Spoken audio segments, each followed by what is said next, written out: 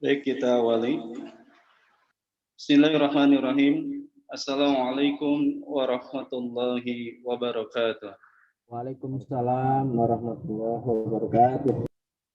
Alhamdulillahi wa kafa. Wassalatu wassalamu ala nabiyil mustafa wa ala alihi wa ashabihi ahli sidqi wal wafa. Wa ba'du, hadirin jemaah Masjid Al-Ikhlas di Cemigas rahimakumullah dan rekan-rekan yang senantiasa gabung pada kajian online pada zuhur hari ini. Alhamdulillah, mudah-mudahan kita selalu ada dalam taat dan sehat, sehingga kita tetap istiqomah untuk beribadah kepada Allah Subhanahu wa Ta'ala. Baik, untuk kajian hari ini, insya Allah adalah kajian fikih ibadah dengan tema sifat-sifat sholat Nabi. Sebagaimana Nabi SAW bersabda, "Sallu kama ra'aitumuni usolli." Salatlah kalian sebagaimana aku salat. Nah, untuk itu di kajian ini insya Allah akan dibahas tuntas tentang cara salat Nabi. Kita mungkin selalu bertanya-tanya, apakah salat itu harus melafalkan dengan niatnya? Apakah setelah salam itu harus mengusap wajah? Atau setelah bangun dari ruku mengepalkan tangan atau tidak? Dan yang lainnya, ini semua akan dibahas tuntas oleh guru kita, Ustaz Muhammad Soim LC, dengan tema sifat-sifat salat Nabi. Untuk itu, kami persilakan pada Ustaz. Tafadhol. Baik. Assalamualaikum warahmatullahi wabarakatuh.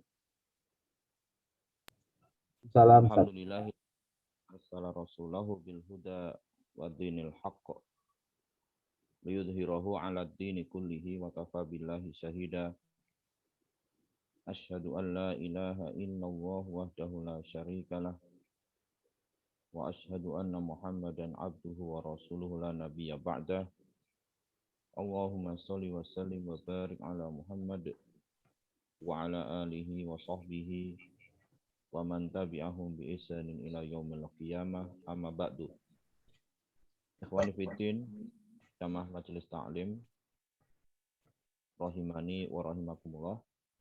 Alhamdulillah, setelah sekian lama kita masih bisa bertemu kembali dalam kajian walaupun online dalam keadaan sehat walafiat. Mudah-mudahan senantiasa diberikan keistiqomahan, keimanan, keislaman, dan diberikan kesehatan dan keselamatan kita dan keluarga kita dan saudara-saudara kita. Dan mudah-mudahan pandemi segera diangkat secara keseluruhan oleh Allah Subhanahu wa Ta'ala, sehingga kita bisa melakukan aktivitas kita kembali dengan normal. Sebagaimana dikatakan bahwasanya kita pada siang hari ini akan mempelajari sifat sholat Nabi Shallallahu Alaihi Wasallam. Bagaimana kita tahu bahwa Rasulullah Shallallahu Alaihi Wasallam bersabda, "Shollu kama ra'aitumuni usolli." Salatlah kalian sebagaimana kalian melihatku salat. Jadi kewajiban kita melaksanakan salat itu tidak hanya berusaha untuk meluruskan niat kita lillahi ta'ala, tapi juga bagaimana salat kita ini sesuai dengan petunjuk Rasulullah Shallallahu Alaihi Wasallam. Karena Rasulullah Shallallahu Alaihi Wasallam bersabda, "Man amila amalan laisa alaihi amruna fahuwa raddun." Barang siapa yang melakukan suatu amalan tidak ada perintahnya dari kami maka tertolak. Baik, sebelum kita mempelajari hal yang berkaitan dengan sifat salat Nabi Shallallahu Alaihi Wasallam, pasti kita tahu bahwasanya para ulama yang mengambil tata cara sholat dari Nabi Shallallahu Alaihi Wasallam itu tidak hanya satu, banyak para sahabat, tabiin, tabiut tabiin dan seterusnya.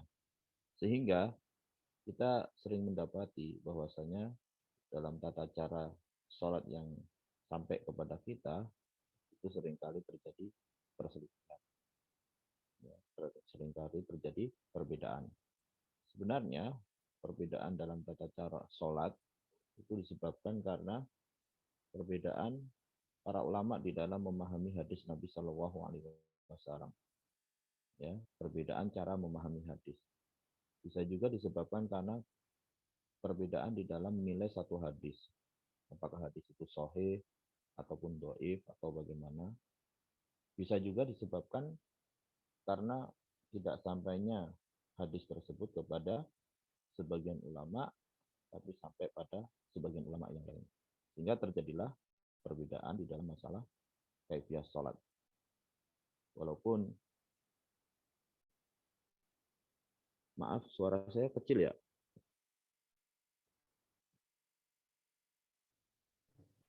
Kalau kecil, Ustaz. Begitu. Iya, Ustaz. Saya udah di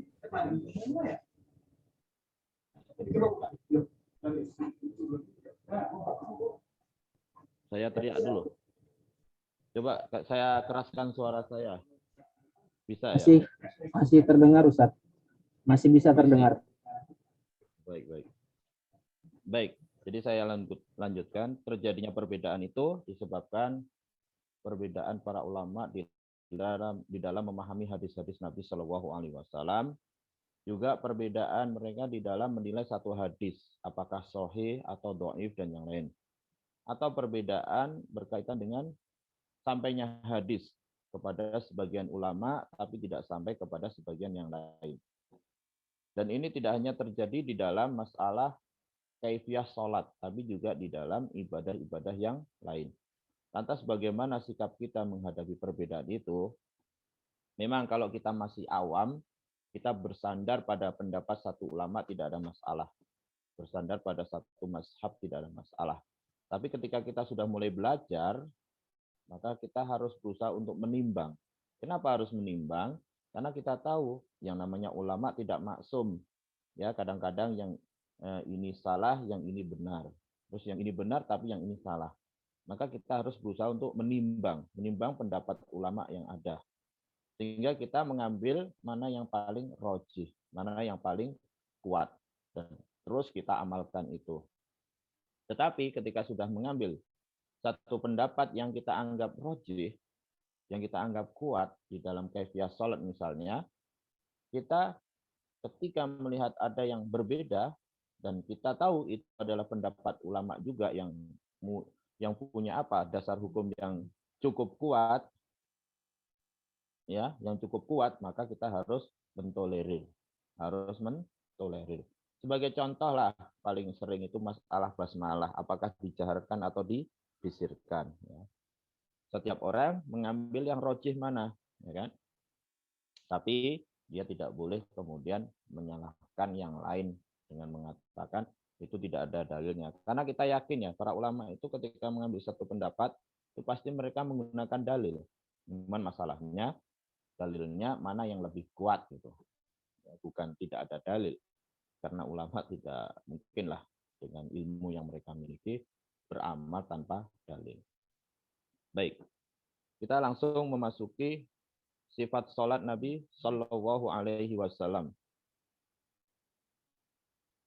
Sifat sholat Nabi Shallallahu Alaihi Wasallam. Kita ambil dari kitab Al-Wajiz lah, karena kan kita memang biasa mengkaji kitab Al-Wajiz ya.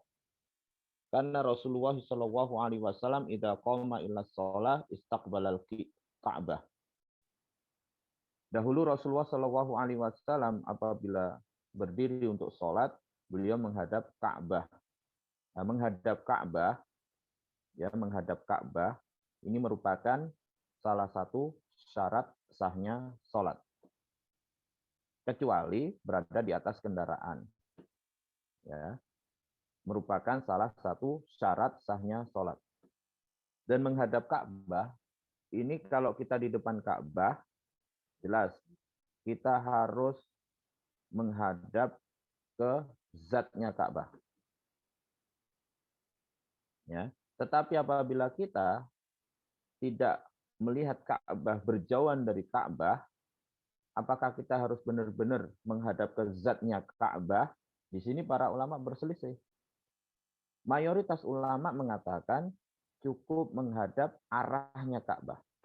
Al-Imam Syafi'i rahimahullah berkata, ya tetap harus berusaha menghadap zatnya Ka'bah. Makanya kita di negara kita ini ya sering juga yaitu kita itu kemudian menyimpangkan kiblatnya, miring ya. Karena berusaha untuk benar-benar menghadap zatnya Ka'bah.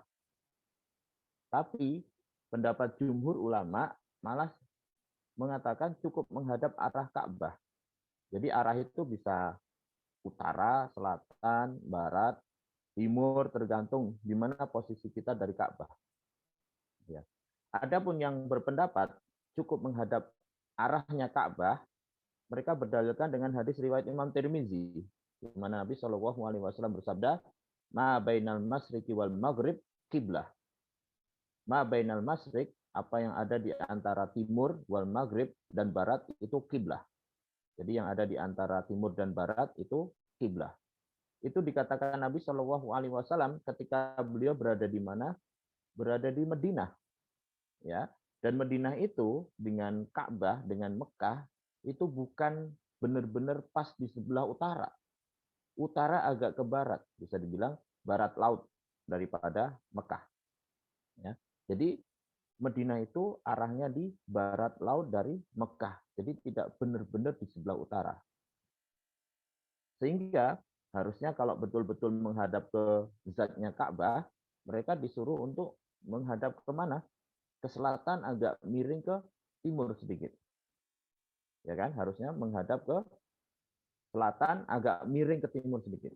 Geser ke timur sedikit. Karena kalau kita lihat peta, Mekah itu miring, Mekah di bawah, Madinah di atas itu agak miring. Tapi Nabi Shallallahu Alaihi Wasallam mengatakan dalam hadis tadi, ma bainal masriqi wal maghribi kiblah. Di antara timur dan barat adalah kiblah. Artinya apa? Kalau kita sudah meletakkan bagian barat di kanan kita, bagian timur di kiri kita, berarti menghadap ke mana? Selatan. Ya, jadi apabila kita sudah meletakkan bagian barat di kanan kita, ya kan, kiri kita itu ke timur, berarti kita menghadapnya benar-benar ke selatan. Nah, kalau benar-benar menghadap ke selatan, itu berarti kan nggak ngepas zatnya Ka'bah, tidak pas dengan zatnya kiblat. Tapi Nabi mengatakan, ma bainal masyriqi wal maghribi kiblatun. Apa yang ada di antara timur dan barat itu adalah kiblat. Artinya kalau kita menghadap ke selatan itu dari Madinah itu sudah dianggap menghadap kiblat. Sama juga ketika kita di Indonesia kita sudah menghadap ke arah barat ya, sudah pas barat itu sudah dianggap menghadap kiblat. Tidak harus kemudian betul-betul mengarah ke zatnya kiblat atau Ka'bah. Nah, seperti itu. Itu pendapat jumhur ulama. Dan itu yang saya ambil, yang saya pegang. Jadi kalau menurut saya masjid itu tidak perlu harus mohon maaf serongkan sedikit ke sini ke barat itu nggak perlu. Karena selagi kita sudah menghadap ke barat itu sudah menghadap kiblat. Dalilnya tadi hadis riwayat Tirmizi tadi. Ma bainal masyriqi wal maghribi kiblah. Apa yang ada di antara timur dan barat itu adalah kiblat. Baik. Jadi dulu Rasulullah Shallallahu Alaihi Wasallam apabila sholat beliau menghadap ke arah Ka'bah atau kiblat. Qaiman, qoriban minas sutroh. Dalam posisi berdiri. Qoriban minas sutroh, mendekat kepada sutroh. Nah, jadi mendekat kepada sutroh, menghadap kepada sutroh, yaitu pembatas. Ini menurut bagian ulama sunnah, tapi ada yang kemudian mewajibkan. Sebagian menganggapnya sunnah, tapi sebagian ada yang mewajibkan. Kenapa? Di antara dalil yang mewajibkan itu adalah hadis yang dikeluarkan oleh Imam Al-Hakim di dalam Mustadraknya dari Sahal bin Hatmah radhiyallahu anhu. Sahal bin Hatmah radhiyallahu anhu bahwa Rasulullah Shallallahu Alaihi Wasallam bersabda, "Idza shalla ahadukum, apabila salah seorang dari kalian itu salat, falyusolli ila sutrotin, maka hendaklah dia sholat menghadap sutroh, waliyadnu minha, dan hendaklah dia mendekat kepada sutroh, la yaqta'u syaiton alaihi sholatahu, supaya setan tidak memutuskan sholatnya. Jadi idza shalla ahadukum falyusolli ila sutrotin. Apabila salah seorang dari kalian sholat, hendaklah menghadap sutroh. Waliyadnu minha, mendekatlah dengannya, supaya setan tidak memutuskan sholatnya. Berobat, Pak. Menunjukkan perintah. Dan yang namanya perintah itu secara umum menunjukkan kewajiban. Ya, secara umum yang namanya secara umum yang namanya perintah itu menunjukkan apa? Kewajiban. Jadi qaiman qoriban minas sutroh. Wa kana yaqul, dan dahulu Nabi Shallallahu alaihi wasallam mengucapkan innamal a'malu binniyat. Sesungguhnya amalan itu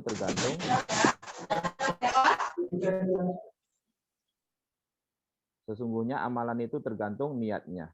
Artinya ketika kita sholat, kita hendaklah berniat.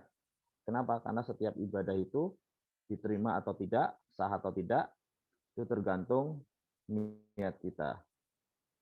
Wa inna malikul imri'in manawah, dan sesungguhnya bagi seseorang itu tergantung apa yang dia niatkan. Itu kaitannya dengan keikhlasan di dalam berniat. Jadi ketika kita sholat, ya tentu pertama adalah niat kita lillahi ta'ala, hanya mengharapkan ridho Allah Ta'ala. Terus yang kedua, kita niatkan, kita sholat apa ini? Ya, apakah sholat wajib atau sunnah? Ya, apakah sholat 3 rakaat atau 4 rakaat? Itu harus diniatkan. Dan niat itu cukup di dalam hati. Cukup di dalam hati. Tidak perlu dilafazkan. Karena niat itu aslinya apa? Keinginan atau tujuan untuk melakukan satu perbuatan yang ada di dalam hati. Jadi niat itu dalam hati artinya. Sehingga tidak perlu untuk diungkapkan atau tidak perlu untuk diucapkan. Kenapa? Karena di dalam hadis yang diriwayatkan oleh Al-Bukhari dan Muslim dari Abu Hurairah radhiyallahu anhu, dia berkata, "Kana Rasulullah sallallahu alaihi wasallam idza qama ila sholati yukabbiru hina yakum." Dahulu Rasulullah Shallallahu Alaihi Wasallam apabila berdiri untuk sholat, beliau bertakbir di saat beliau berdiri. Jadi di situ nggak ada bahwa Nabi Shallallahu Alaihi Wasallam melafazkan niat, ya, usolli, fardhu dan seterusnya. Memang ada pendapat ulama seperti itu, ya. Memang ada pendapat ulama seperti itu, yaitu melafazkan niat. Tetapi itu ijtihad dari sebagian ulama, karena yang kita tahu Rasulullah Shallallahu Alaihi Wasallam sholat tidak hanya sekali sehari, minimal 5 kali sehari. Ya, dalam waktu yang lama, taruhlah misalnya 10 tahun ketika di Madinah misalnya kan, itu tidak ada riwayat satupun yang Nabi Shallallahu Alaihi Wasallam mengucapkan niat. Karena ulama yang beristihad, niat itu diucapkan itu sebenarnya supaya niatnya kuat. Itu saja sih. Cuman itu istihad ulama ya kan. Jadi kita kalau melihat Nabi Shallallahu Alaihi Wasallam sholat itu tidak perlu melafazkan niat. Karena ketika beliau mau sholat, beliau berdiri menghadap kiblat, lalu kemudian bertakbir langsung. Jadi tidak ada bacaan apapun untuk melafazkan niat. Maka Sallallahu Alaihi Wasallam yastaftihu sholat biqaulihi Allahu Akbar. Ya. Kemudian dahulu Rasulullah Shallallahu Alaihi Wasallam memulai sholat dengan mengucapkan Allahu Akbar. Ini takbiratul ihram. Dan takbiratul ihram adalah rukun sholat. Takbiratul ihram adalah rukun sholat. Ya, jadi harus. Sebagaimana di dalam hadis, miftahus sholah at-tuhur. Yang membuka sholat adalah bersuci. Ya, wa tahrimuha at-takbir. Sedangkan yang mengharamkannya adalah takbir. Wa tahliluha at-taslim, yang menghalalkan kembali adalah salam. Jadi takbiratul ihram itu rukun sholat. Jadi kalau kita mau sholat, diawali dulu dengan takbiratul ihram, dan itu harus dalam keadaan berdiri tegak. Tidak boleh orang misalnya dari duduk kemudian bangun mau sholat, belum berdiri tegak, dia sudah takbiratul ihram. Takbiratul ihramnya dalam posisi tegak berdiri. Dan itu berlaku juga bagi orang yang masbuk. Ya, orang yang masbuk juga harus takbiratul ihram, harus mengucapkan Allahu Akbar. Ya. Yang dimaksudkan dengan takbiratul ihram itu hanya ucapan Allahu Akbar ya. Sedangkan mengangkat tangannya itu sunnah. Mengangkat kedua tangan itu sunnah. Jadi yang paling ini adalah takbiratul ihram itu ucapan Allahu Akbar, takbirnya. Wa kana yarfa'u yadayhi ma'at takbir. Di mana dalam hadis tadi yang Abu Hurairah tadi, dahulu Nabi Shallallahu alaihi wasallam mengangkat kedua tangannya bersamaan dengan takbir. Jadi kita mengangkat kedua tangan itu bersama dengan takbir Allahu Akbar. Ya. Ada juga riwayat mengangkat tangan dulu. Allahu Akbar. Tapi apakah ada riwayat mengucapkan dulu takbir Allahu Akbar baru kemudian diangkat? Allahu a'lam. Tapi yang paling sahih adalah bersamaan atau mengangkat tangan dulu kemudian baru mengucapkan Allahu Akbar. Jadi ada dua, bersamaan Allahu Akbar. Bisa juga Allahu Akbar. Kemudian mengangkat kedua tangan itu ada dua riwayat yang sahih. Bisa dengan sejajar dengan bahu, ya, bisa juga sejajar dengan telinga. Nah, cuman tidak ada yang di atas kepala gini. Saya sering melihat beberapa orang itu di atas kepala, nggak tahu saya hadisnya apa. Tapi yang sahih, telinga boleh atau sejajar dengan bahu boleh. Ya. Kemudian setelah bertakbir, yada'ul yumna 'alal yusra fawqa sadri. Meletakkan tangan kanan di atas tangan kiri di atas dada. Meletakkan tangan itu bisa telapak tangan kanan di atas telapak tangan kiri. Ya, bisa juga di atas lengan tangan kanannya begini, bisa juga dengan menggenggam. Ada tiga, menggenggam bisa, ada riwayatnya. Begini juga bisa, begini juga bisa. Sebagian ulama mengatakan meletakkannya di atas perut begini. Tapi yang saya di atas dada. Itu riwayat Ibnu Khuzaimah. Ya. Riwayat Ibnu Khuzaimah dari Wa'il bin Hujr. Wa'il bin Hujr radhiyallahu anhu. Ada di dalam kitab Bulughul Maram juga. Nah, itu yang saya mohon maaf kurang paham ya. Kenapa? Di dalam Bulughul Maram disebutkan meletakkan tangan di atas dada. Padahal Bulughul Maram itu Ibnu Hajar Al-Asqalani, ulama besar dalam mazhab Imam Syafi'i. Tapi kenapa ya?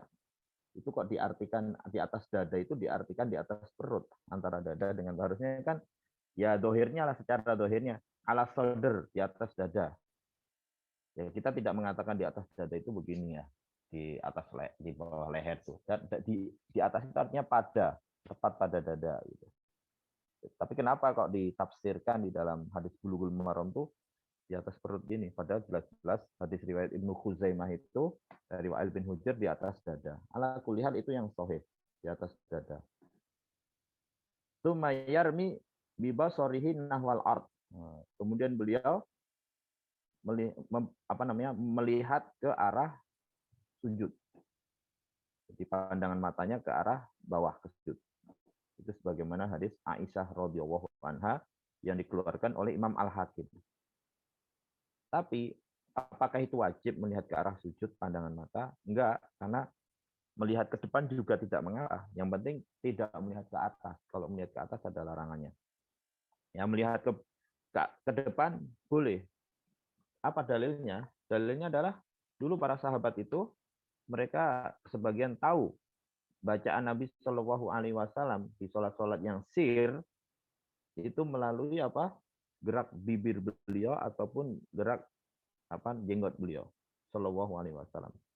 Nah, kalau mereka mengetahuinya dari gerak bibir, dari gerak jenggot ya kemungkinan besar mereka melihatnya ke arah depan, ya, bukan ke arah bawah. Karena kalau ke arah bawah tidak kelihatan. Nah, itu menunjukkan bahwasanya boleh melihat ke arah depan, tapi yang paling afdal melihat ke arah sujud ke bawah supaya lebih khusyuk di dalam sholat. Tsumma yastaftihul qira'ah bi adiyatin katsiratin mutanawwi'atin. Kemudian beliau Shallallahu Alaihi Wasallam membuka bacaan di dalam sholat itu dengan doa-doa yang banyak yang bermacam-macam.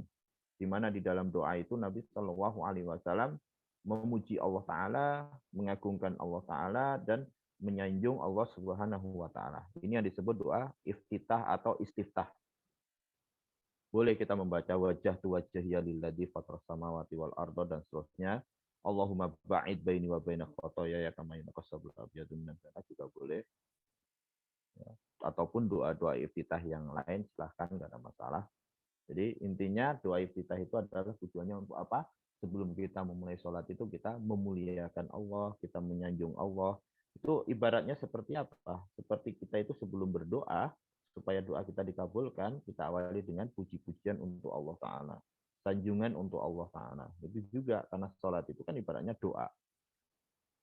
Jadi kita boleh memilih doa-doa iftitah yang mungkin kita hafal, ya, bisa juga selang-seling, itu termasuk bagian mengamalkan semua sunnah yang ada. Dan doa iftitah itu hukumnya sunnah apa wajib? Sunnah. Ya, menurut mayoritas ulama sunnah. Apa dalilnya? Dalilnya adalah orang yang keliru di dalam sholatnya, yang diajarkan Nabi Shallallahu Alaihi Wasallam sholat, di dalam banyak riwayat itu tidak terdapat doa iftitah. Ya, tidak ada doa iftitah. Berarti doa iftitah itu diambil dari hadis yang lain, dan itu hukumnya adalah sunnah. Demikian juga ketika Rasulullah Shallallahu Alaihi Wasallam sholat rakaat al-fajr, sholat 2 rakaat sebelum subuh, Aisyah radhiyallahu anha menggambarkan sholat Nabi Shallallahu Alaihi Wasallam itu ringkas, ya. Sampai Aisyah mengatakan saya tidak tahu apakah Rasulullah Shallallahu Alaihi Wasallam membaca Al-Fatihah atau tidak, saking cepatnya. Nah, ini menunjukkan bahwasannya Nabi Shallallahu Alaihi Wasallam tidak membaca doa iftitah, karena kalau Al-Fatihah ya sudah pasti baca. Ya, kenapa? Karena la sholata liman lam yaqra bi Fatihatil Kitab. Tidak ada salat bagi yang tidak membaca surah Al-Fatihah. Sehingga sudah dipastikan surah Al-Fatihah dibaca, cuman yang tidak dibaca adalah kemungkinannya doa istiftah atau doa iftitah. Baik. Setelah membaca doa iftitah atau istiftah, tsumma yasta'idu billahi minasyaitonir rajim. Kemudian membaca ta'awud. Boleh yang sederhana, a'udzubillahi minasyaitonir rajim, ataupun yang lebih panjang lagi, a'udzubillahis samii'il alimi minasyaitonir rajim min hamzihi wa nafthihi wa nafathihi. Itu ada di dalam riwayat Abu Dawud.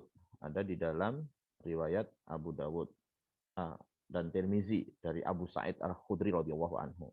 Jadi bisa kita baca a'udzubillahis samii'il alimi minasyaitonir rajim min hamzihi wa nafthihi wa nafathihi. Dan ta'awud ini juga hukumnya adalah sunnah, ya. Dan ta'awud ini adalah untuk sebelum kita membaca Al-Qur'an sebenarnya. Jadi tujuannya adalah sebelum membaca Al-Qur'an kita ta'awud, mohon perlindungan kepada Allah Subhanahu wa taala. Ya, wa idza qara'tal Qur'an fasta'id billahi minasyaitonir rajim. Apabila engkau membaca Al-Qur'an, maka hendaklah mohon perlindungan kepada Allah taala dari godaan setan yang terkutuk. Baik. Ta'awud yang kita baca apakah cukup di rakaat pertama atau juga disunahkan di rakaat berikutnya dan berikutnya sebelum kita membaca Al-Fatihah? Memang ada sebagian pendapat ulama yang mengatakan ta'awud bisa diucapkan sebelum itu, setiap rakaat. Jadi sebelum membaca surah Al-Fatihah ta'awud lagi. Tapi pendapat sebagian ulama yang lebih kuat itu adalah hanya di rakaat yang pertama. Karena hadis Abu Sa'id tadi mengisyaratkan itu hanya di rakaat pertama. Karena hadis Abu Sa'id Al-Khudri itu kalau nggak salah itu setelah doa iftitah. Ya, ta'awud itu setelah doa iftitah. Sedangkan iftitah itu hanya di rakaat yang pertama, tidak yang kedua, ketiga, dan keempat. Sehingga ta'awud pun demikian, hanya di disunahkan di rakaat yang pertama. Tapi sekali lagi itu adalah khilaf ulama ya kan. Jadi cukup di rakaat yang pertama saja yaitu ta'awudnya. Tsumma yaqra'u bismillahirrahmanirrahim wa la yajharu biha. Kemudian Nabi Shallallahu Alaihi Wasallam membaca Bismillahirrahmanirrahim dan tidak menjaharkannya. Nah, ini salah satu pendapat ulama bahwa Bismillah itu tidak dijaharkan tapi disirkan. Dalilnya apa? Ya dalilnya adalah hadis riwayat Anas bin Malik yang dikeluarkan oleh Al Bukhari dan Imam Ahmad dan yang lain. Bahwa Anas radhiyallahu anhu mengatakan, saya sholat di belakang Nabi Shallallahu Alaihi Wasallam, di belakang Abu Bakar, di belakang Umar. Dahulu mereka tidak membaca Bismillahirrahmanirrahim. Dahulu mereka membuka sholat dengan Alhamdulillahirabbil alamin.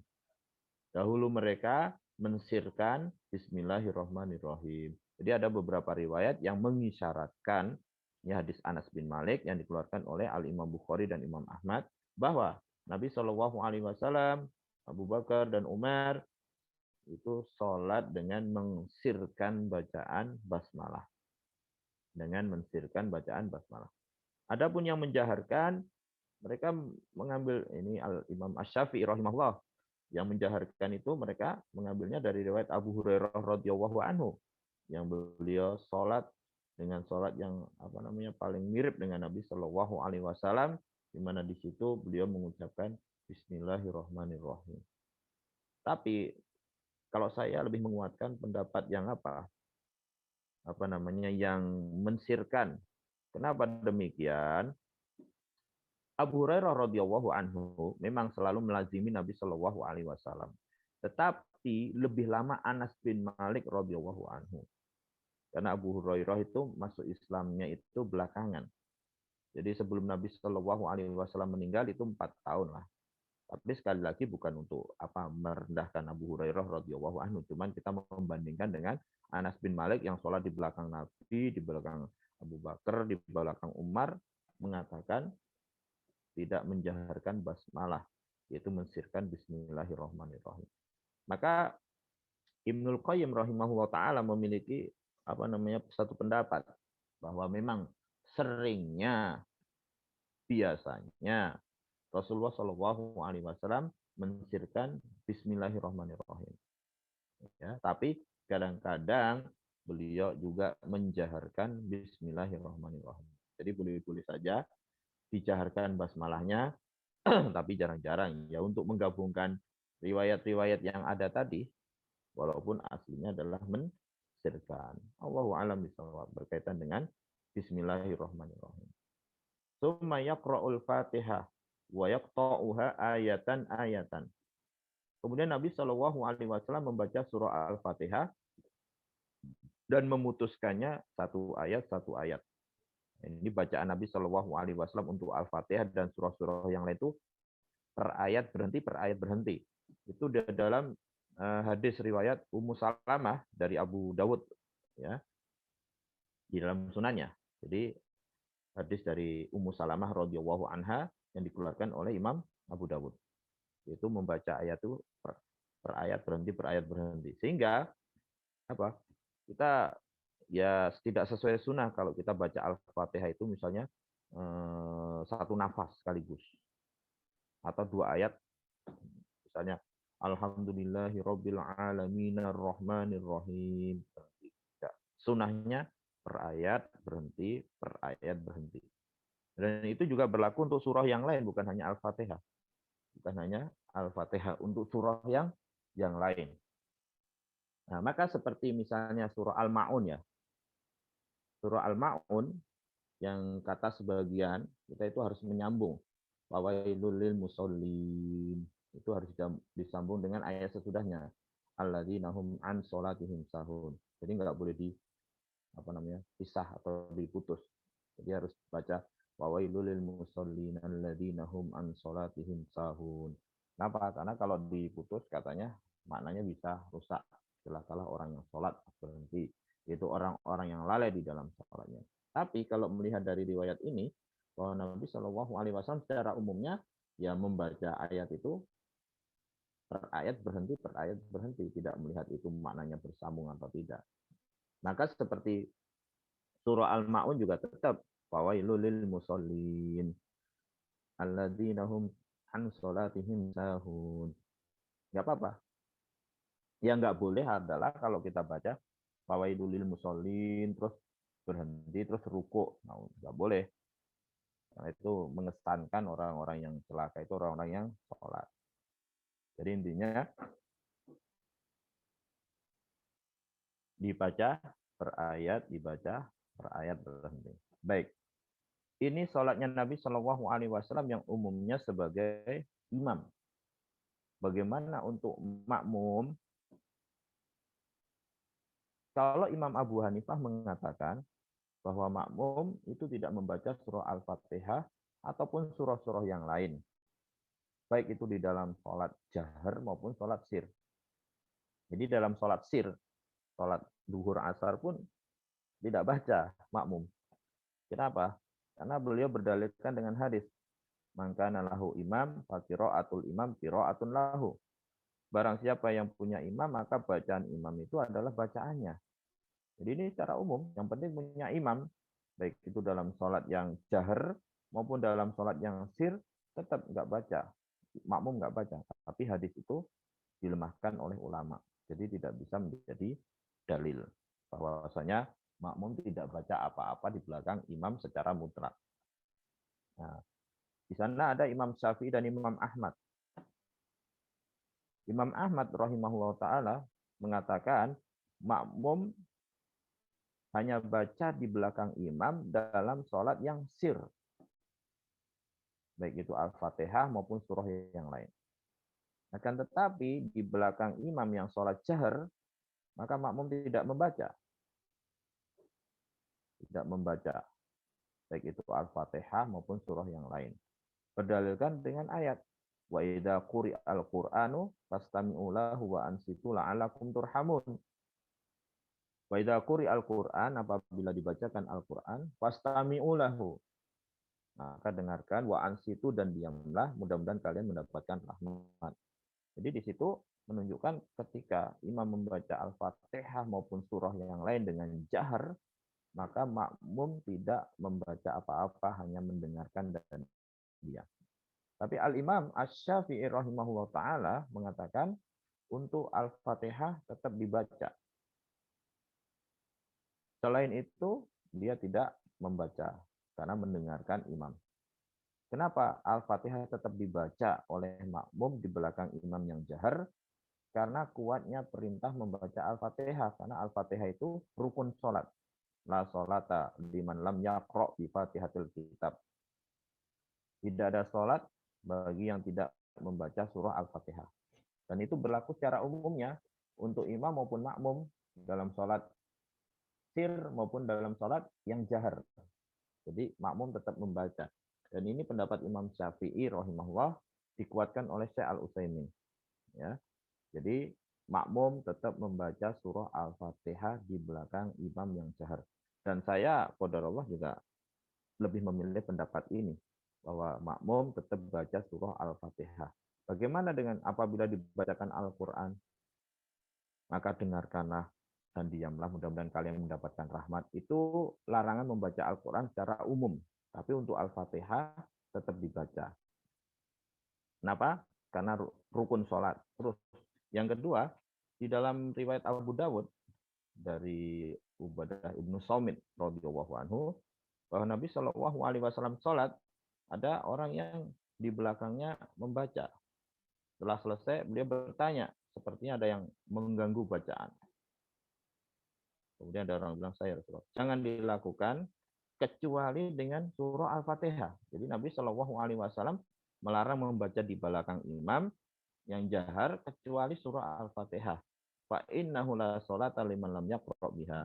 Karena sesungguhnya tidak ada sholat, ya kan, bagi sesiapa yang tidak membacanya. Nah, itu menunjukkan bahwasanya Nabi Shallallahu Alaihi Wasallam mengizinkan orang itu untuk membaca surah Al-Fatihah di belakang imam yang jahar.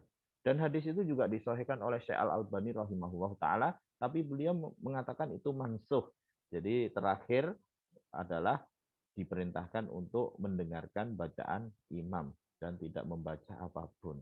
Tapi namanya nasih mansukh ini harus tahu jelas mana yang duluan, mana yang belakang. Ala kulihal, membaca Al-Fatihah di belakang imam yang jahar itu adalah khilaf yang sangat kuat. Imam Syafi'i mengatakan membaca, Imam Ahmad mengatakan tidak membaca. Jadi cukup mendengarkan. Kalau kita mengambil pendapat Imam Asy-Syafi'i rahimahullah bahwa kita membaca di belakang imam ya, itu kita bacanya kapan gitu loh. Ada yang mengatakan di antara diamnya imam. Jadi ketika imam mengucapkan Bismillahirrahmanirrahim, diam, kita baca Bismillahirrahmanirrahim. Alhamdulillahirabbil alamin, kita diam kan, kita baca Alhamdulillahirabbil alamin, seperti itu. Tapi itu juga tidak ada dalil yang kuat ya, bahwa imam makmum itu membaca di antara diamnya imam. Ada juga yang mengatakan setelah imam membaca Al-Fatihah selesai, sebelum membaca surah. Itu juga tidak ada dalil yang kuat. Karena masalahnya ketika imamnya setelah membaca Al-Fatihah itu kemudian dia nggak diam, langsung membaca surah yang berikutnya bagaimana? Ya. Kalau Nabi Shallallahu Alaihi Wasallam dulu, ya beliau itu ada saat-saat beliau diam, yaitu 2 kali ketika beliau habis takbiratul ihram, beliau diam sebelum membaca surat Al-Fatihah. Nah, itu adalah untuk doa iftitah. Terus beliau diam setelah selesai membaca surah Al-Fatihah. Jadi ada jeda waktu ya kita bisa membaca Al-Fatihah. Tapi kalau memang imam tidak memberikan jeda waktu seperti itu, Imam Son'ani mengatakan ya kapanpun kita membaca Al-Fatihah bersamaan dengan imam tidak mengapa, setelah imam juga tidak mengapa, atau yang penting membaca Al-Fatihah.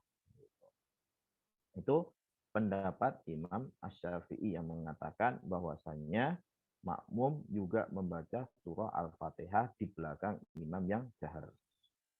Kemudian fa'idan taha minal Fatihah qala amin. Apabila selesai dari membaca Al-Fatihah, beliau mengucapkan amin. Ini berdasarkan hadis yang dikeluarkan oleh Imam Abu Dawud dan Tirmizi dari Wa'il bin Hujr radhiyallahu anhu. Bacaan amin ini ada yang membacanya umumnya ya, amin. Mat, dua-duanya panjang. Amin. Ada yang hanya pendek, amin gitu. Ada juga yang pakai tasdid, amin. Hanya panjang, lebih dari 2 harokat. Ada juga yang amin. Dari semua yang ini yang paling kuat Allahu alam adalah hanya 2 harokat saja. Amin. Jadi bukan panjang sekali. Seperti yang umumnya kita. Amin. Cukup 2 harokat. Amin. Min. Itu nggak apa-apa. Karena itu mat arid sukun. Jadi panjang. Jadi hanya cukup 2 harokat. Amin itu artinya istajib. Kabulkanlah. Di mana di dalam riwayat Abu Dawud dan Tirmizi tadi Nabi Shallallahu Alaihi Wasallam ketika membaca amin itu menjaharkan dan memanjangkan bacaan dan suaranya.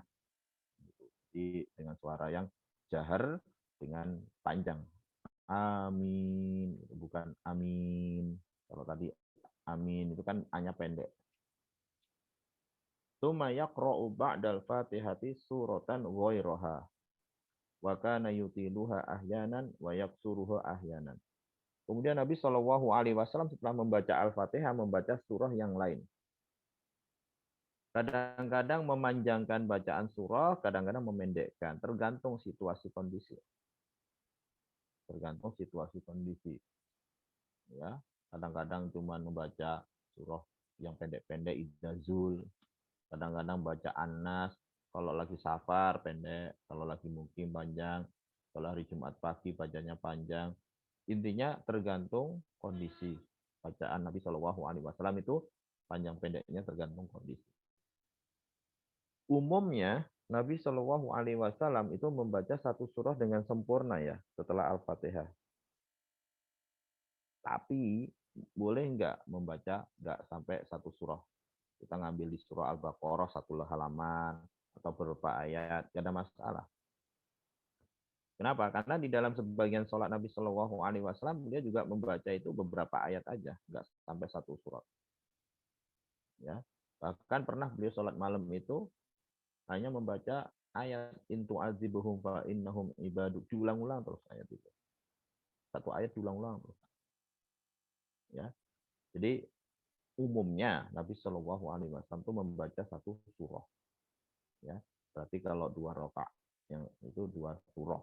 Tapi boleh juga kita membaca itu tidak sampai satu surah. Ada sebagian ulama berpendapat minimal 3 ayat ya. Kita katakan itu minimal 3 ayat. Tapi sebenarnya itu sekali lagi ijtihad ulama ya. Kalau saya tidak ada dalil yang kuat yang mengatakan minimal 3 ayat. Kenapa? Karena justru Nabi Shallallahu Alaihi Wasallam pernah membaca itu dalam sholat rakaat al-fajr itu 1 ayat. Setelah Al-Fatihah baca 1 ayat dalam surah Al-Baqarah ya, ayat berapa lupa ya. Terus yang rakaat kedua juga 1 ayat dalam surah Ali Imran. Jadi tidak sampai 3 ayat. Jadi apa namanya ya, bukan berarti kita kalau membaca 1 ayat yang sangat pendek 1 ayat saja ya kurang tepat. Baik, intinya itu ketika apa namanya membaca surah Al-Fatihah, membaca surah yang lain. Wa kana sallallahu alaihi wasallam yajharu bil qiraa'ah fi sholatis subuh. Nah, dulu Nabi sallallahu alaihi wasallam menjaharkan bacaan di salat subuh. Wa fi raq'atainil ulayaini minal maghrib, dan dalam 2 rakaat pertama dari salat maghrib wal isya dan isya. Wa yusirru biha, dan mensirkan bacaan dalam salat duhur, asar, dan rakaat ketiga dari maghrib dan rakaat ketiga dan 4 dari isya. Itu sudah mafhum ya kan? Kapan kita menjaharkan bacaan, kapan kita mensirkan. Baik, menjaharkan bacaan dan mensirkan bacaan ini sifatnya sunnah. Jadi kalau orang misalnya nih sholat maghrib bacanya sir, sah nggak sih? Sah. Begitu juga sholat isya dan subuh sir, bacaannya sah nggak sih? Sah. Kalau sholat sendirian kan. Terus kalau misalnya sholat yang sir kemudian dijaharkan, sah nggak ada masalah. Cuman ya menyelisih sunnah. Tapi kadang-kadang Nabi Shallallahu Alaihi Wasallam kadang-kadang menjaharkan sebagian bacaan di sholat sir itu untuk memberitahu sahabat apa yang beliau baca. Jadi untuk memberitahukan kepada sahabat apa yang Nabi Shallallahu Alaihi Wasallam baca. Jadi intinya kalau orang baca sir dalam sholat jahar itu sah, nggak ada masalah. Wa kana yajharu biha aidan fi sholatil jumu'ah wal idain. Dan dulu Nabi Shallallahu Alaihi Wasallam juga menjaharkan bacaan sholat di dalam sholat Jumat dan 2 hari raya. Karena sholat Jumat 2 hari raya itu kan sholat di mana manusia berkumpul. Di mana berkumpul itu ya umumnya untuk apa namanya dijaharkan sholatnya. Wal istisqa wal kusuf. Kemudian di dalam sholat istisqa meminta hujan, juga sholat kusuf yaitu sholat gerhana beliau juga menjaharkan. Mohon maaf nih Pak Budi, sampai jam berapa? Ya Ustaz, sekitar 1:30. 1:30 ini. Oh ini hampir 1:30 ya. Kita buka tanya jawab aja ya. Ya Ustaz. Kita sambung lagi. Jadi kita sampai di bab apa tadi namanya, mensirkan dan menjaharkan bacaan sholat. Ya, silakan Bapak-bapak, Ibu, ada yang mau bertanya? Coba kalau ada pertanyaan dibacakan. Enggak. Baik, alhamdulillah kita telah menyimak bersama kajian hari ini, yaitu terkait sifat salat Nabi, dan alhamdulillah sangat menarik sekali kajian tadi. Mencoba bagi kita semua yang pada hakikatnya adalah ketika kita sedang sholat, pasti banyak jemaah yang heterogen melaksanakan ibadah sholatnya. Nah, untuk itu, tadi sudah terkupas sebagian, dan selanjutnya bagi jemaah yang ingin bertanya atau menambahkan terkait sifat sholat Nabi ini, kami persilakan. dipersilakan mungkin dari jemaah ikhlas atau yang ikut join pada kajian hari ini.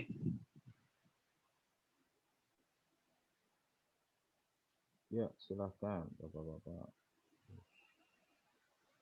Baik Ustaz, sambil menunggu yang lain bertanya, Ustaz, biasanya kan setelah salam itu ada juga yang mengusap wajah, ada juga yang enggak. Yang mengatakan mengusap wajah katanya dulu Nabi sholat tidak pakai keramik sehingga pakai di padang pasir sehingga pasir menempel di wajah Nabi sehingga Nabi mengusap wajahnya. Tapi ada juga yang tidak. Nah ini sebetulnya kalau dilihat dari sisi sahih hadis seperti apa Ustaz? Karena sebagian ada yang membolehkan, ada juga yang tidak boleh. Tafadhol Ustaz. Baik, saya tidak tahu riwayat mengusap wajah selesai sholat. Yang saya tahu riwayat mengusap wajah selesai berdoa. Nah, kalau yang selesai berdoa itu ada, cuman itu dilemahkan oleh sebagian ulama hadisnya. Sehingga kata saya Utsaimin, ya tidak perlu mengusap wajah setelah berdoa. Tapi kalau mengusap wajah setelah sholat itu saya malah belum tahu riwayatnya. Tapi ketika ada orang yang mengusap wajah setelah berdoa ya kata saya Utsaimin ya tidak perlu terlalu diperselisihkan karena mungkin dia menganggap itu hadisnya sahih. Tapi kalau setelah sholat saya tidak tahu Pak Budi apakah ada riwayat bahwa setelah sholat itu mengusap wajah, kemudian ada yang kemudian mengatakan itu alasannya karena dulu ada debu karena sholatnya tidak di atas keramik. Ya, tapi intinya kalau setelah sholat tidak ada. Yang ada malah sebelum sholat kalau kita itu mau mengusap debu di wajah kita itu, di dahi kita itu jangan sering-sering kecuali hanya sekali. Karena itu akan menghilangkan kekhusyuan. Jadi ada larangan kan mengusap wajah supaya tidak mengganggu kekhusyuan di dalam sholat. Allahu a'lam bishawab. Jadi kalau memang dalilnya, mohon maaf ya, belum pasti tentang mengusap wajah setelah sholat, itu ya tidak perlu juga kemudian ditafsirkan itu karena dulu nggak ada keramik katanya. Allahu a'lam. Mungkin ada yang mau membawakan hadisnya. Baik, silakan yang lain. Dari Pak Noval mungkin yang telah mengangkatkan tangan tadi. Baik, Assalamualaikum warahmatullahi wabarakatuh. Waalaikumsalam warahmatullahi wabarakatuh. Maaf sebelumnya saya dari sektor lain nih, tapi bisa masuk alhamdulillah. Ada pertanyaan Ustaz, ini pengalaman saya, apa hukumnya kalau misalkan kita bermasbuk, kemudian ada orang lain lagi bermasbuk sama dengan imam yang sama. Nah kemudian pada saat selesai sholat, nah orang lain ini malah melanjutkan masbuk ke kita, itu seperti apa Ustaz hukumnya Ustaz? Bisa nangkep nggak ini pertanyaannya? Jadi misalkan gini, saya sedang bermasbuk, kemudian ada orang lagi bermasbuk juga ke imam yang sama. Kemudian setelah selesai, karena saya harus menyesuaikan rakaat terakhir misalkan. Nah, orang yang bermasbuk tadi itu malah sama-sama berdiri dengan saya, tapi kemudian dia melanjutkan masbuknya dengan saya seperti itu. Artinya dia dua kali bermasbuk seperti itu. Kemudian saya tiba-tiba jadi imam, kira-kira begitu. Itu gimana Ustaz hukumnya? Terima kasih. Ya, sama-sama. Baik. Sebenarnya itu memang pendapat sebagian ulama tapi itu ijtihad ya. Tahu saya tidak ada dalilnya yang tegas, yang jelas dari hadis. Mungkin ijtihadnya begini, supaya orang itu dalam kondisi berjemaah terus dari awal sampai akhir gitu. Paham? Berjamaah terus dari awal sampai akhir. Jadi ketika sama-sama masuk dengan satu imam, kemudian berdiri, dia kemudian merubah yang tadinya bermakmum kepada imam yang inti, sekarang bermakmum kepada teman yang di sebelahnya, gitu kan? Itu jadi dalilnya ijtihad, yaitu menjaga jamaah sampai akhir selesai.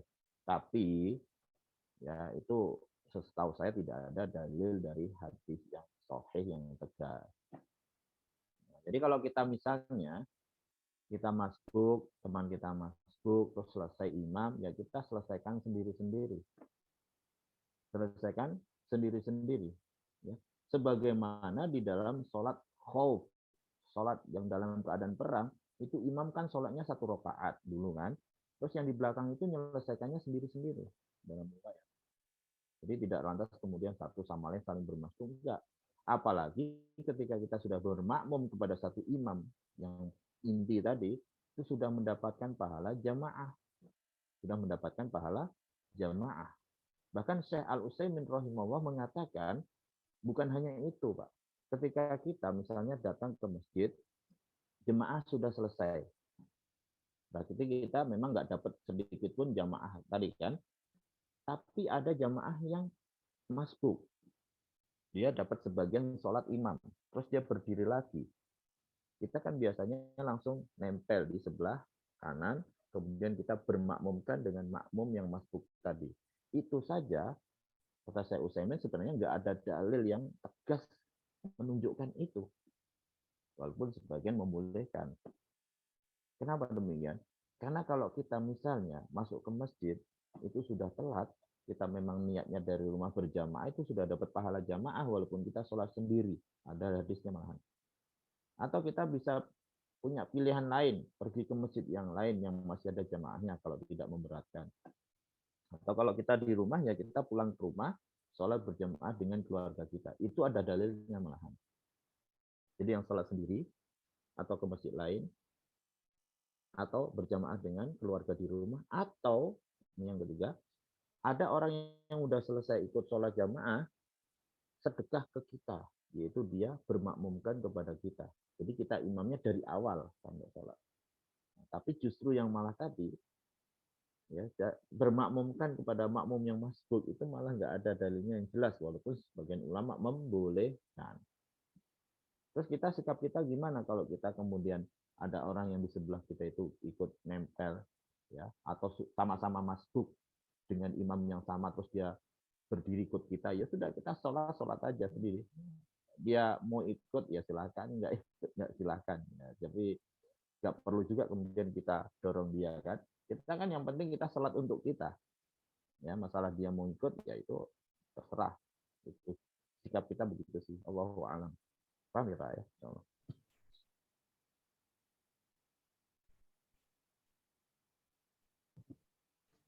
Ya. Assalamualaikum Ustaz. Waalaikumsalam warahmatullahi wabarakatuh. Silakan Pak. Mohon bertanya Ustaz. Ya. Ini menarik penjelasannya tadi Ustaz ya. Namanya sholat berjamaah itu kan dari awal sampai akhir. Dan kalau ada masbuk itu sebenarnya nggak ada dalil yang keras untuk bisa bergabung. Artinya ketika dia pisah sholat sendiri pun dia udah dikategorikan ikut sholat berjamaah ya Ustaz ya. Betul. Jadi gini, satu kasus misalnya terjadi yang biasa kita lakukan.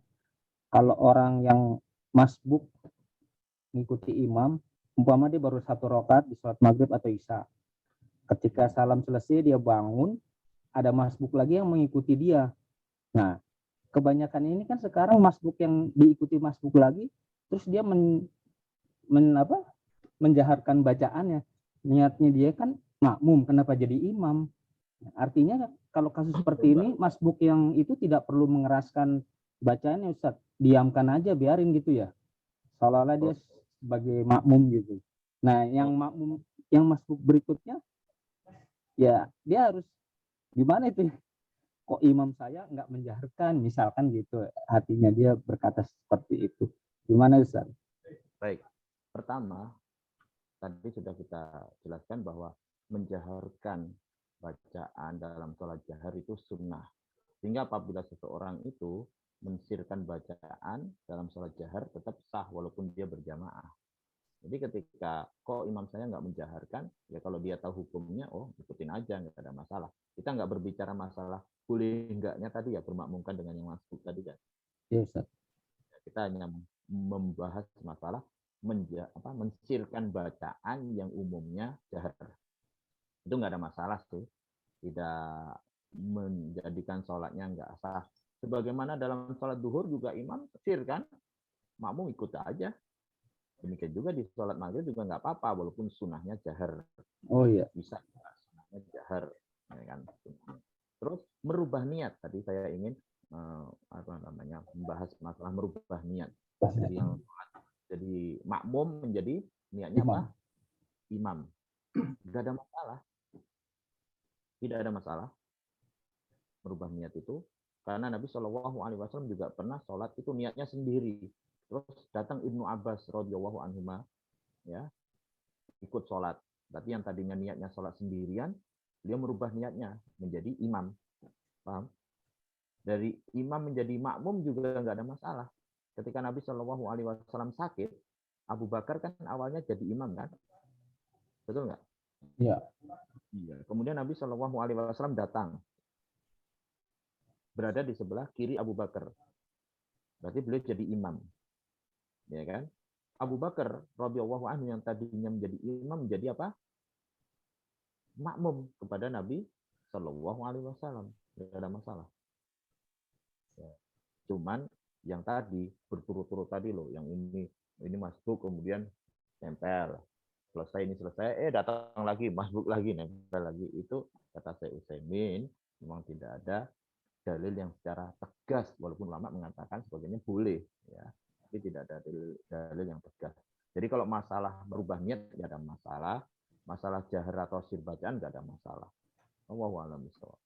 Ustaz, Ustaz, berarti masbuk yang pertama tadi ketika dia jadi makmum, ketika ada orang masbuk lagi, dia merubah niat jadi imam, dia menjaharkan bacaan ketika maghrib isya juga nggak masalah, Ustaz ya? Tidak ada masalah. Siap, Ustaz. Menjaharkan. Ya, sekarang Ustaz.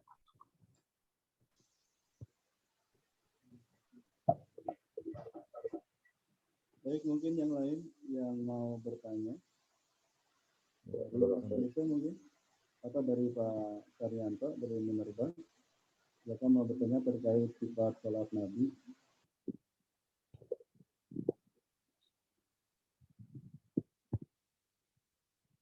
Ya, silakan. Ya, dipersilakan pada para jemaah yang mengikuti kajian hari ini. Baik, Ustaz, kalau nggak ada, ini terakhir nih Ustaz.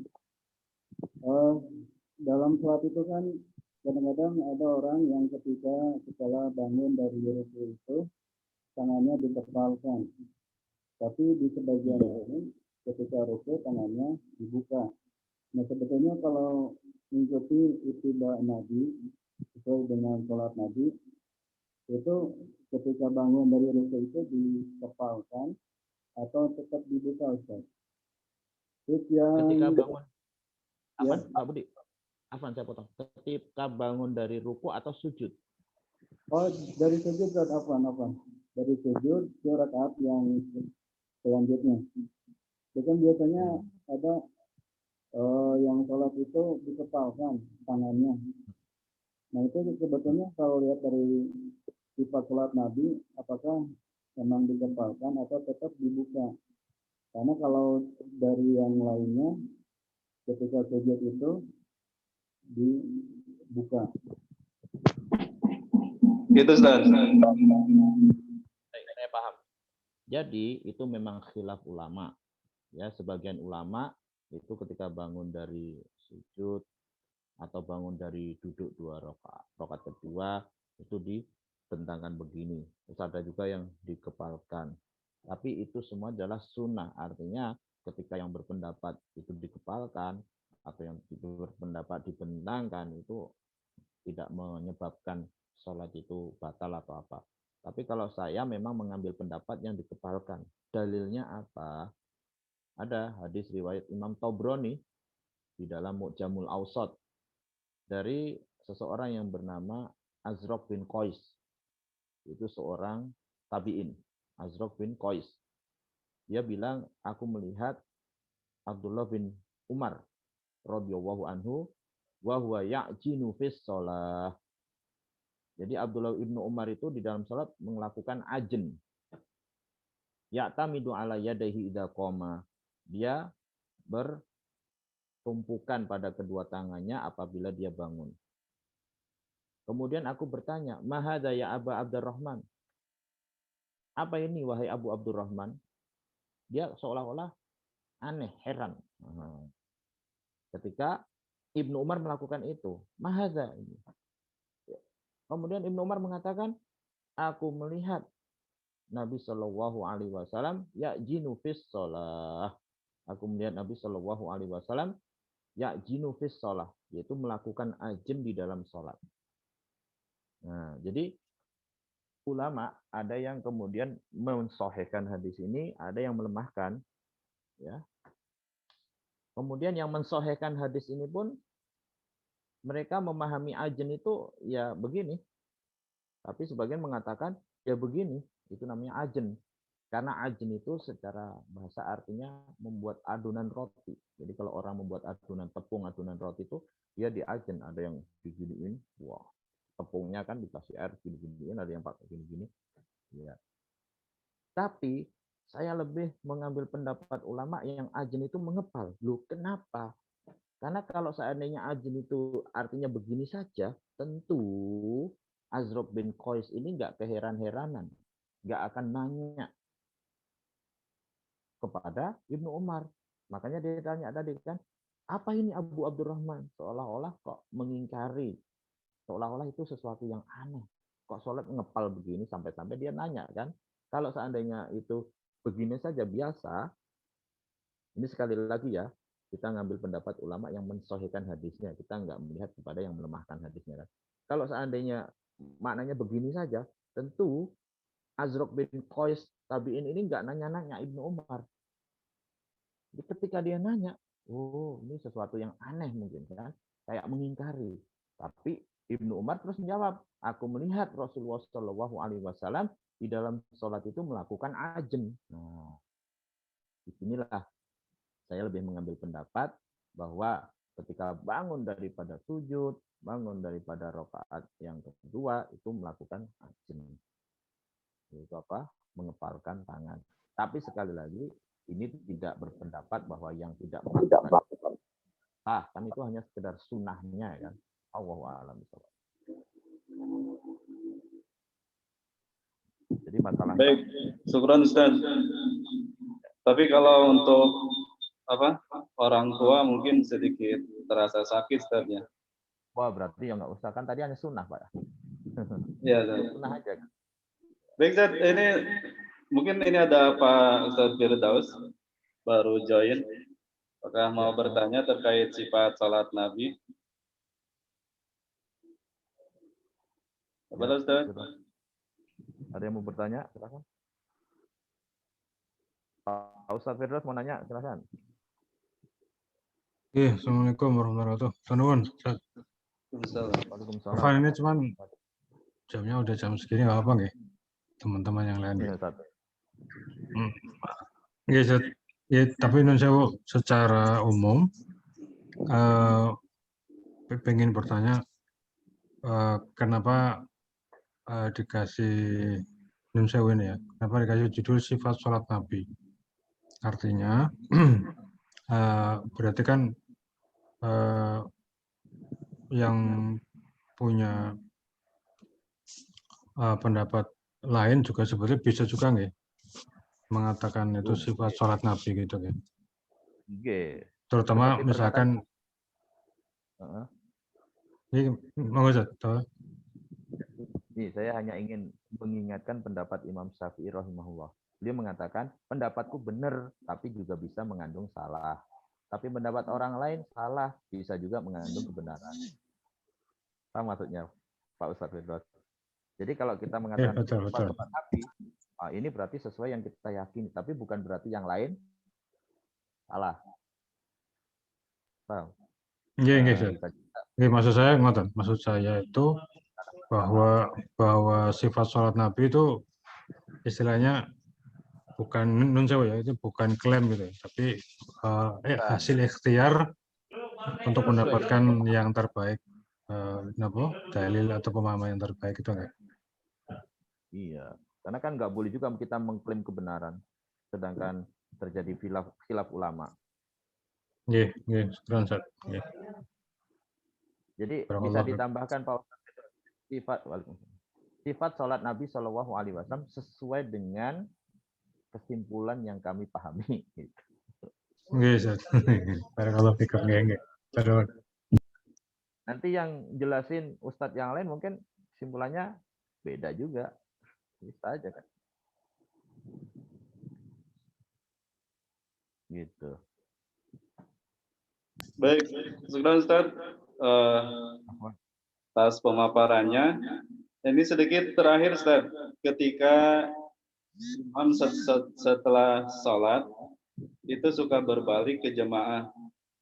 Nah, yang sesuai dengan yang diajarkan Nabi itu, apakah berbaliknya setengah atau berbaliknya semuanya Ustaz, melihat jemaah yang Gitu. di belakangnya? Ya, setahu saya itu ada 2 riwayat Pak Budi, nggak ada masalah. Jadi berbalik setengah juga nggak apa-apa.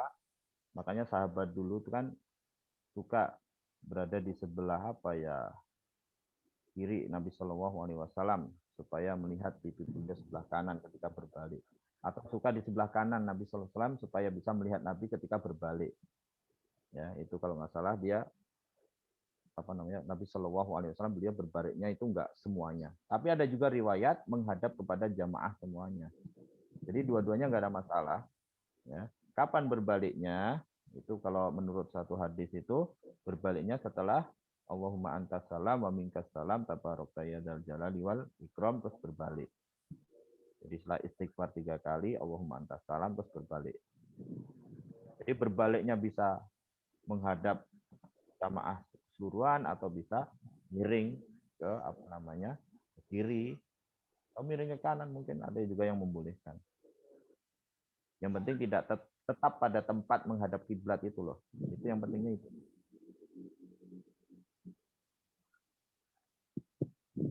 Baik, alhamdulillah syukran Ustaz atas pemaparannya. Mudah-mudahan kita yang menyimak bisa menginspirasi iman kita dan tentunya mencarger iman kita agar tetap istiqomah beribadah pada Allah Subhanahu wa taala sesuai dengan ibadah yang diajarkan atau dicontohkan oleh Nabi sallallahu alaihi wasallam. Terakhir, sebelum kami tutup, mohon izin doanya Ustaz. Mudah-mudahan kami jemaah ada dalam sehat walafiat serta tetap taat beribadah, dan kami persilakan kepada Ustaz untuk memimpin doa penutup. Tafadhol Ustaz. Baik. Alhamdulillah hamdan katsiran thayyiban mubarakan fi kama yuhibbu rabbuna wa yarda. Asyhadu an la ilaha illallah wahdahu la syarikalah wa asyhadu anna Muhammadan abduhu wa rasuluhu la nabiyya ba'dah. Rabbana dzalamna anfusana wa illam taghfir lana wa tarhamna lanakunanna minal khasirin.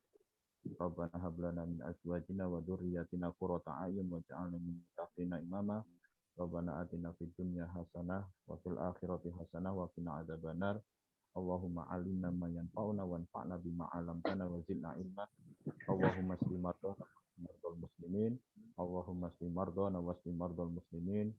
Allahumma shfi mardana wa shfi mardal muslimin. Rabbana la tuzigh qulubana ba'da idh hadaitana wa hab lana min ladunka rahmah innaka antal wahhab. Allahumma rfa'anna hadzal bala wal waba wal mihan wal fitan ma dhahara minha wa ma batan min baladina hadza khas wa min jami'i biladil alam amah. Wa sallallahu wa sallama ala Muhammad wa ashabihi ajma'in wa akhir mana alhamdulillahi rabbil alamin. Amin ya rabbal alamin. Alhamdulillah kajian kita telah berakhir. Terima kasih pada para jemaah dan jemaah yang join pada kajian hari ini. Semoga bermanfaat bagi kita semua. Kita tutup dengan doa kifaratul majelis. Subhanakallahumma wa bihamdika asyhadu an la ilaha illa anta astaghfiruka wa atubu ilaik. Wassalamualaikum warahmatullahi wabarakatuh. Assalamualaikum warahmatullahi wabarakatuh. Jazakallah khair. Jazakumullah khairan wa fikum barakallah. Ana Mohon izin live Ustaz. Ya.